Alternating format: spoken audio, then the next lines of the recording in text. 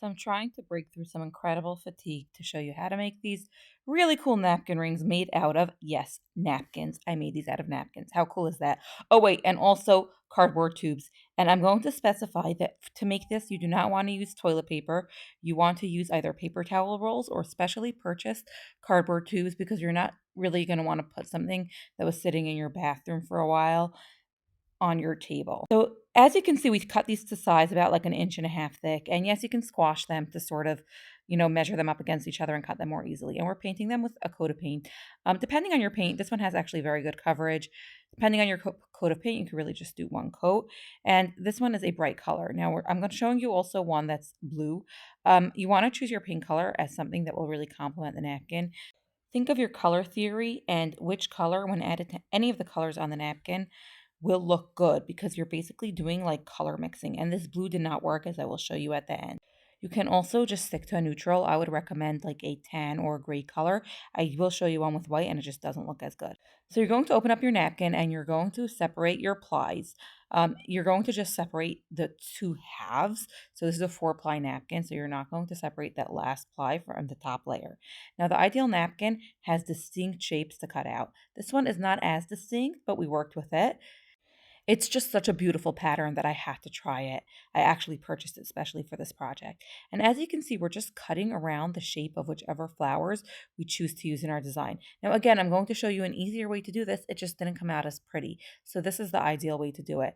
The reason I left one of the plies intact is to make it a little bit easier to cut out because it still has a little bit of its structure.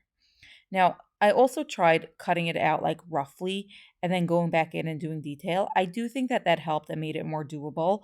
This is a bit of a challenging part of this project, and I do wonder how much of that background would have just melted in. I do think quite a lot of it would, and you can definitely experiment with leaving a little more of the background on, especially if you're using a color that's a little bit darker, but again, picked using color theory from the napkin as something that would work. Now I am cutting a few as just a straight strip, and I'm going to show you how that comes out. Now go ahead and take your cutout shapes and locate those layers and pull off that last ply to make your napkin super, super thin. Now we're going to work in parts, just using a little bit at a time. And I think I did about half at a time. Spread a thin layer of Mod Podge. I don't remember if I used matte or glossy. I'm pretty sure I used glossy, but definitely match it up to the texture of your paint. And then you're going to gently, gently apply your flowers. Now you're going to want to tap it down. You're not going to want to sort of slide it around because it's going to get a little bit wet and it could actually tear very easily because it's so thin. So you're going to add a little more Mod Podge and you're going to work. Now, one big mistake that you do not want to make is to add too much Mod Podge because again, that is going to soak your little pieces of napkin and it tears much more easily that way. So go ahead, cover up that whole thing, and keep on adding flowers. They can definitely overlap a little bit. You may want to put a dab of Mod Podge in the overlapping parts. It won't be as translucent showing the background, so don't overlap a lot, but little bits can overlap, and they can definitely spill over the end. I'm going to show you how to finish those parts off.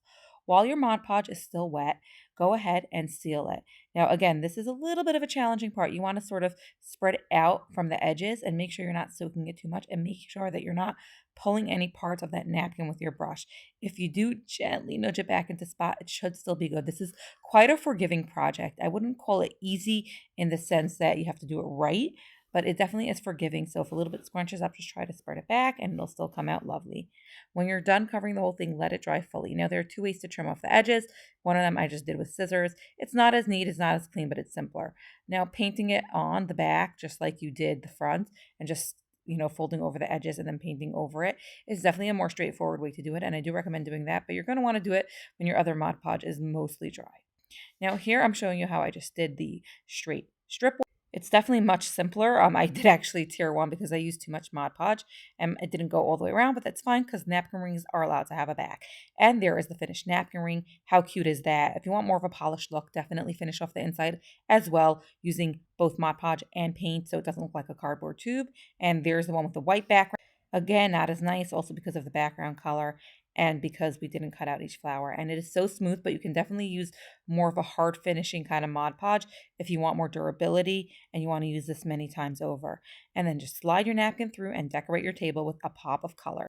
Go ahead and check out the link in the description for a full list of supplies and all my tips and a written tutorial. And I am showing you the one that was dark blue that didn't come out as nice.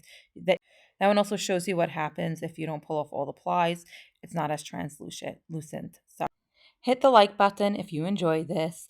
Make sure you subscribe if you enjoy affordable and doable crafts like this one. It'll also help keep me making more stuff like this when I have more subscribers. And of course, comment if you have any questions.